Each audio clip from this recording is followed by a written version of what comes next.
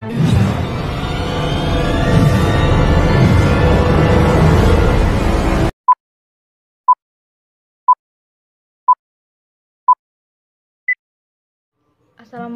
warahmatullahi wabarakatuh. Perkenalkan, nama saya Miftahul Fajrin dengan NIM 200803102010 dari program studi D3 Administrasi Keuangan dari Fakultas Ekonomi dan Bisnis Universitas Jember angkatan tahun 2020. Di sini saya akan membuat video yang mana saya tujukan untuk tugas akhir mata kuliah bank dan keuangan non-bank.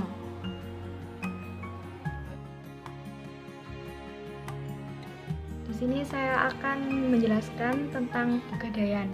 Sebelum itu saya akan menyebutkan subbab yang akan saya bahas, yaitu yang pertama ada pengertian pegadaian, yang kedua ada asal mula pegadaian, yang ketiga ada tujuan pegadaian, dan yang keempat ada struktur dan tata kerja.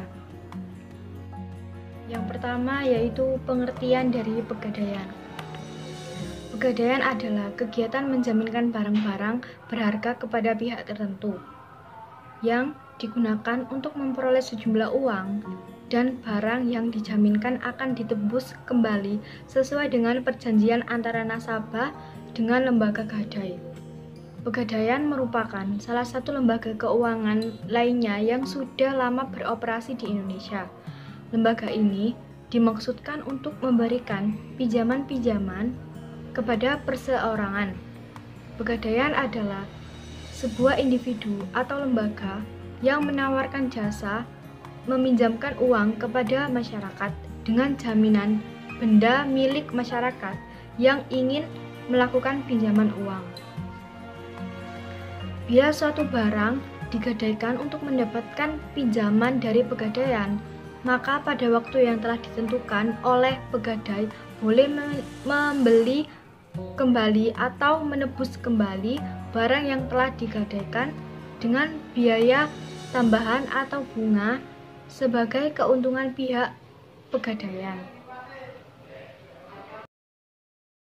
Nomor 131 tanggal 12 Maret tahun 1901 mendirikan rumah gadai pemerintah di Sukabumi, Jawa Barat pada tanggal 1 April 1901 dengan nama Jawatan Pegadaian.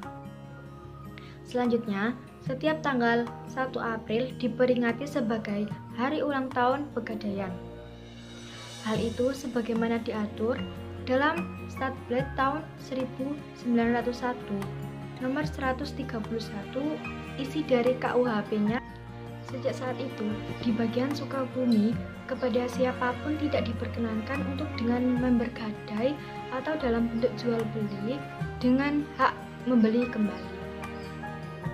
Meminjamkan uang tidak melebihi 100 gulden dengan hukuman tergantung kepada kebangsaan para pelanggar yang diancam oleh pasal 337 KUHP bagi orang-orang Eropa dan pasal 339 KUI IP bagi orang pribumi. Pada mulanya, Jawatan Pegadaian Negara melakukan upaya khusus untuk menumpas segala macam praktek pinjam-meminjam yang tidak diinginkan. Artinya, yang dirugikan masyarakat. Misalnya, suku bunga yang tinggi, lelang yang diatur, barang pegadaian yang tidak terawat.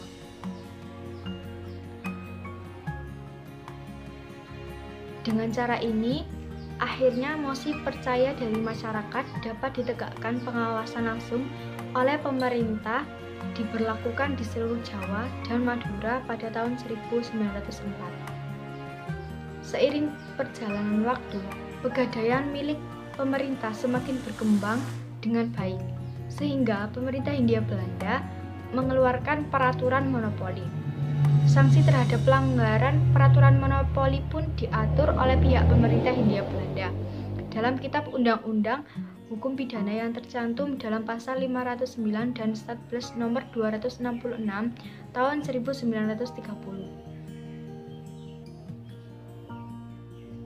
Pada masa pendudukan Jepang, tidak hanya perubahan yang terjadi pada kebijakan maupun struktur organisasi Jawatan Pegadaian.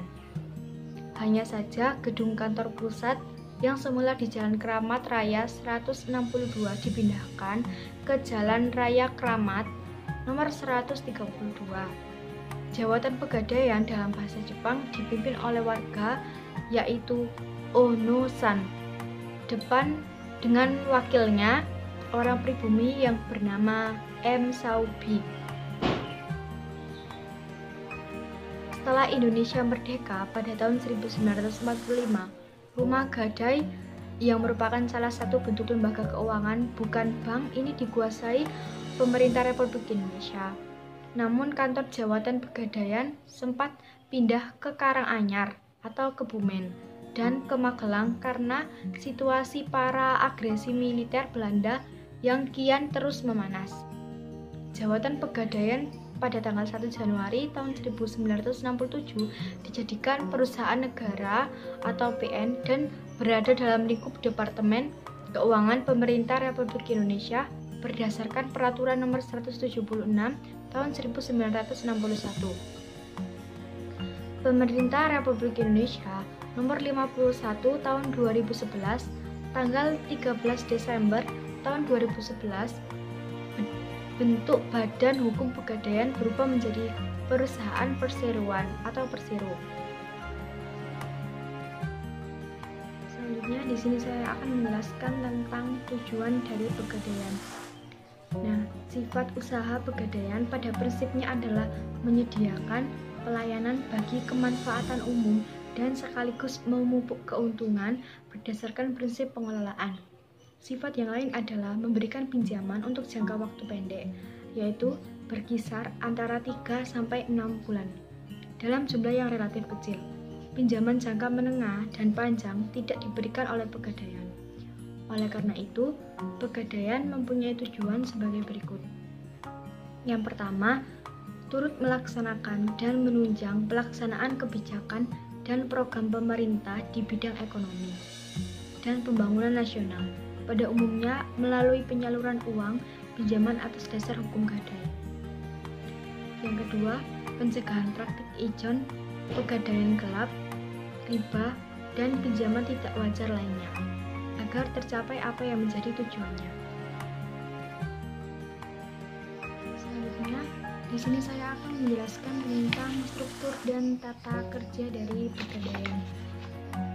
Bentuk hukum BUMN Perja mengharuskan semua pegawai berstatus pegawai negeri, termasuk organisasi, tata kerja, dan pola penggajian. Struktur organisasi manajemen pimpinan terdiri dari atas seorang direktur utama yang dibantu oleh 3 direktur, masing-masing direktur keuangan, direktur perencanaan, dan pengembangan, serta direktur utama. Kegiatan operasional di daerah dilakukan oleh Kepala Daerah Inspeksi Perjan Pegadaian yang mengkoordinasi beberapa puluh kantor cabang. Kepala Kantor Daerah Inspeksi dibantu oleh beberapa kantor daerah pemeriksa tempat agak jauh dan terpisah. Semua kegiatan kantor cabang dimonitor secara langsung oleh kantor pusat dalam pencairan dana, penyaliran kredit, plafon kredit, serta bentuk jaminan yang boleh digunakan. Mengenai pokok-pokok pengaturan kegiatan kerjasama antara lain sebagai berikut. Kepala Pegadaian Pusat berwenang menentukan besarnya plafon kredit, tingkat bunga atau sewa, modal yang dibebankan kepada para nasabah Pegadaian, jangka waktu pinjaman, jenis barang yang dapat digadaikan, serta standar nilai taksiran dan cara penebusan, tata cara lelang, pejabat pamong praja, bupati atau wedana, untuk ikut mengawasi kegiatan kepala cabang dan usaha Pegadaian negeri. Di samping itu ada gambar struktur organisasi Pegadaian di tingkat cabang. Yang mana yang pertama yaitu ada manajer yang paling atas. Di bawah manajer sendiri terdapat asisten manajer operasional dan asisten manajer administrasi. Untuk di bawah asisten manajer operasional yaitu ada 3. Yang pertama ada penjaga gedung, dan yang kedua ada kasir, Dan yang ketiga ada penaksir. Untuk yang di bawah asisten manajer administrasi, yaitu ada petugas tata usaha. Sekian dari penjelasan dari saya. Kurang lebihnya saya mohon maaf. Wassalamualaikum warahmatullahi wabarakatuh.